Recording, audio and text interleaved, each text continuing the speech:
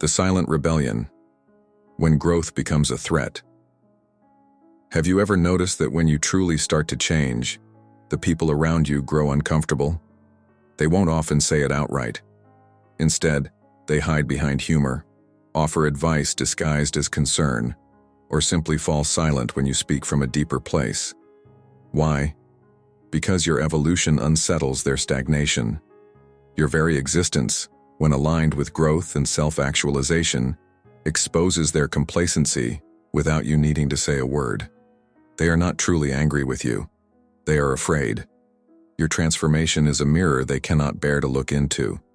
Perhaps you're experiencing this now. You think differently, act differently, question assumptions you once accepted blindly, and suddenly you feel isolated, judged, misunderstood. What no one told you, but what Nietzsche understood better than anyone, is that this isolation is not a punishment.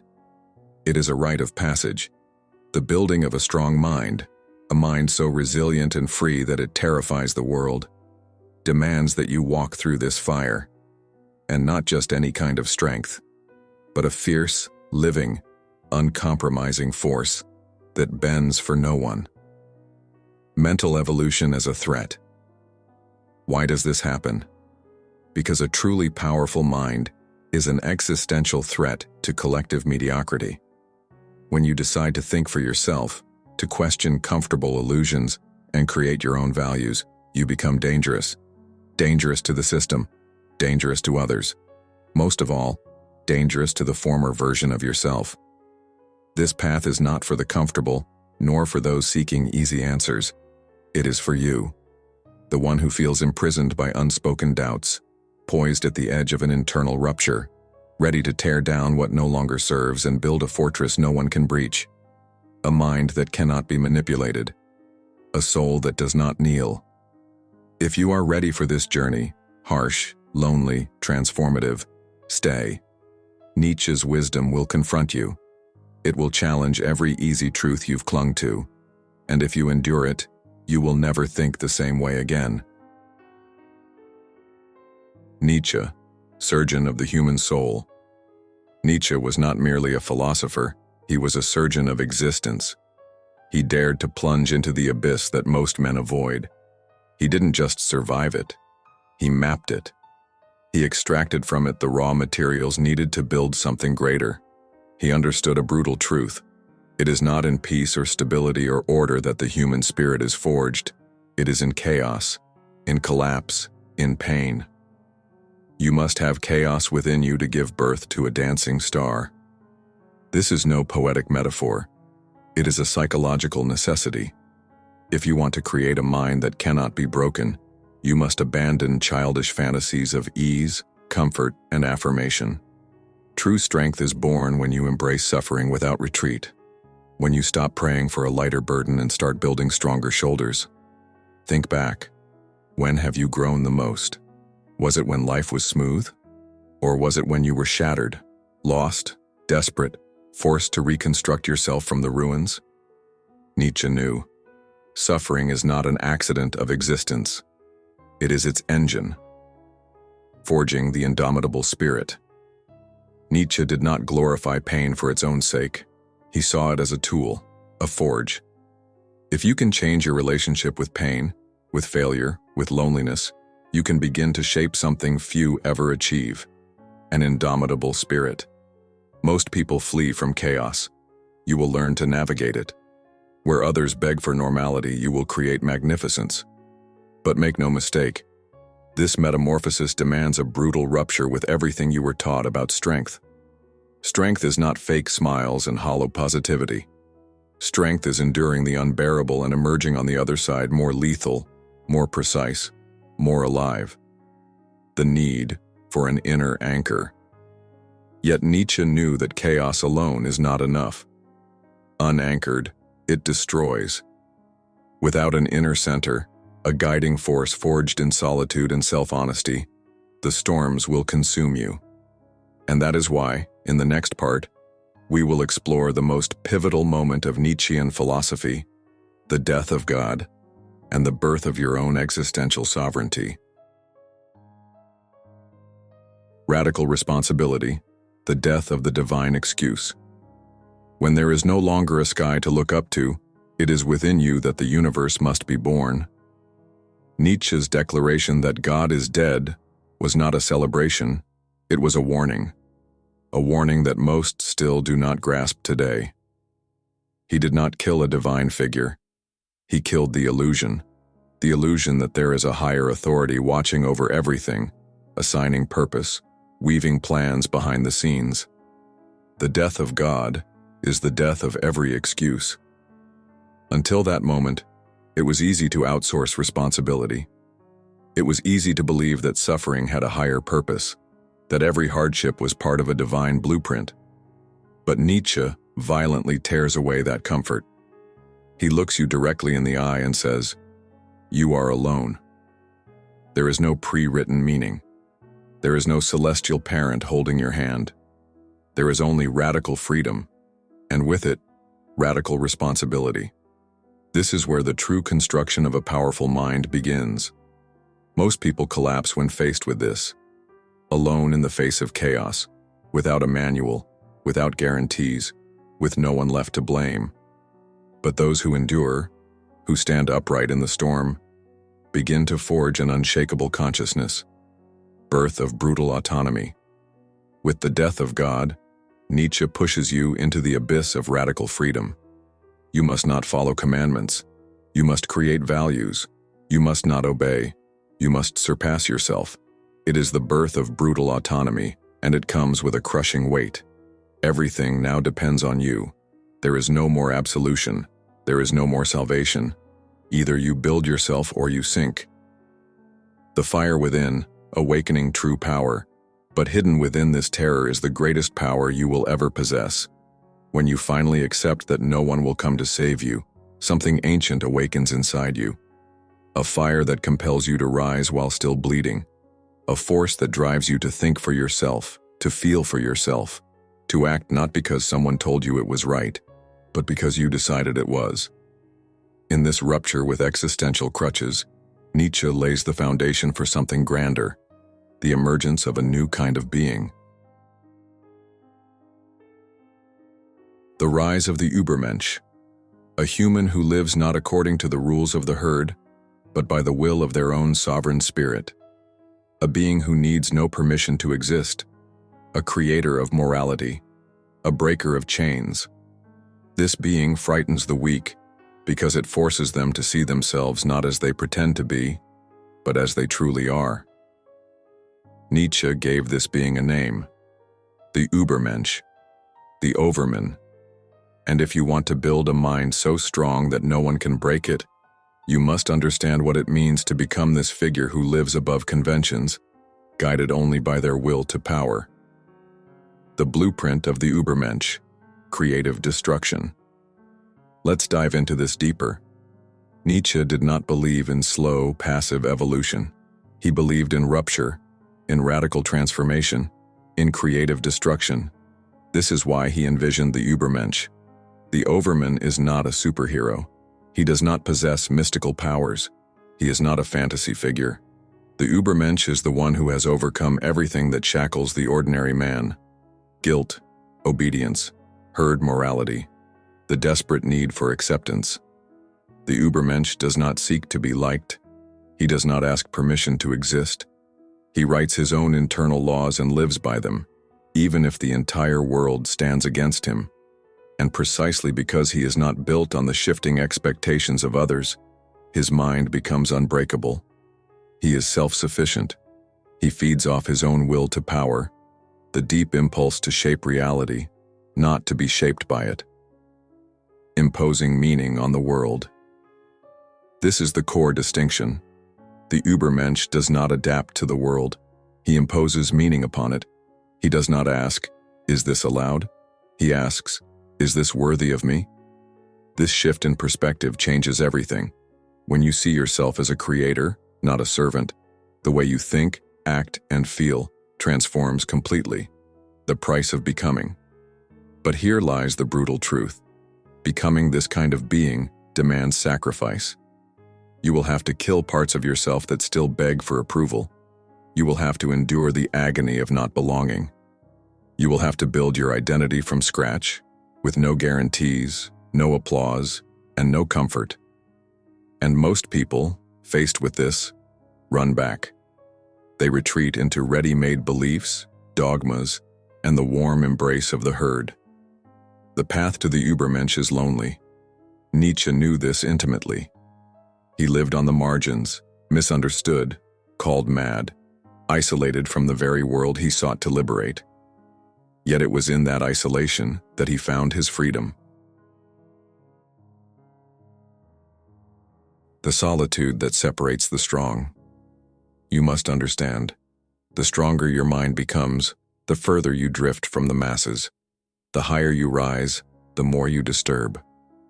Building the Übermensch within you is the most brutal and transformative process a human can face, because it requires that you destroy everything that is not truly yours, everything that has been imposed upon you by a sick culture and a society that rewards obedience and punishes authenticity.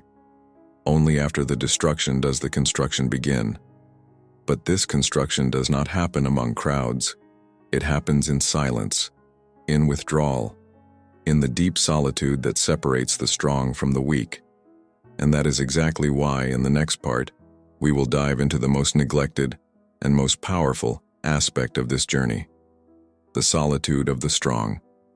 Because the brutal truth is this: to become unshakable, you must learn to walk alone, and few are ready for that. In that desert there are no applause, no praise, no guide. There is only you, your doubts, your traumas, your fears, and your desire to give up. And that is where the real test begins. Most people, when faced with this emptiness, will run back. They will hide behind their masks. They will pretend they don't feel, don't think, don't see. But you, if you truly wish to become someone that no one can break, must stay. You must endure the silence that reveals who you really are. Nietzsche said, "The individual must always struggle not to be overwhelmed by the tribe. If you try it, you will often be lonely and sometimes frightened. But no price is too high to pay for the privilege of owning yourself." That is the essence, the possession of oneself, the rarest and most powerful achievement any human can attain. Because when you truly possess yourself, no one else can control you. No one else can dictate your worth. No one else can bring you down. But this possession comes with the weight of loneliness. You will lose people. You will be misunderstood. You will be called arrogant, strange, distant. They will try to pull you back into the mold. They will call you crazy, cold, insensitive. But that is the price of refusing domestication. That is the cost of not needing applause. That is the burden of living not as a mirror for others' needs, but as an independent flame. The raw truth. Freedom demands solitude. Here is the brutal truth. If you cannot stand loneliness, you are not ready for freedom. Because all real freedom comes with abandonment. Abandonment of emotional crutches, of comfortable illusions, of utilitarian friendships. That is why Nietzsche saw solitude not as a curse, but as a battlefield where the true self is finally born. In solitude, the free mind, the elevated spirit, does not just walk alone. It begins to see what others cannot. The inevitable collision with mediocrity. And with that vision comes the next inevitable consequence, the confrontation with mediocrity.